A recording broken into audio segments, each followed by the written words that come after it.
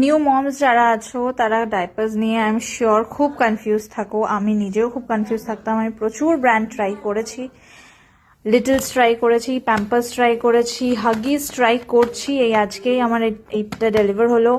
বামটামটা আছে, আমি এখনো ট্রাই করিনি, এটা জাস্ট একটাই আছে আমার কাছে।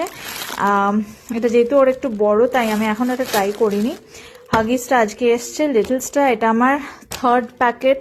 এর আগে আমি প্যাম্পার্স ট্রাই করেছি, ম্যামি পোকো প্যান্টস ট্রাই করেছি। প্যাম্পার্স আমি বলবো নাম্বার 1 ডাইপার।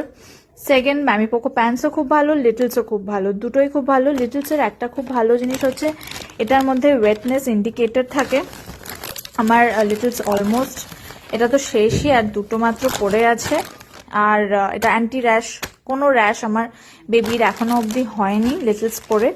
আর হাগিসটা আজকেই এসছে, এটা আমি ট্রাই করে তারপরে আমি এটা রিভিউ দিতে পারবো। বামটামের রিভিউ আমি অনলাইন দেখেছি, অতটা ভালো না, বাট দেখবো আমার বেবিকে স্যুট করেন কিনা।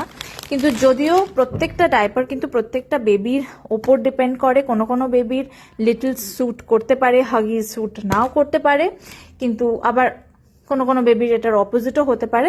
আমার বেবির লিটলস আর ম্যামি পোকো প্যান্টস খুব ভালো স্যুট করেছে। প্যাম্পার্স তো অফকোর্স ওটা খুবই বেস্ট। হাগিসটা আমি দেখি স্যুট করে কিনা।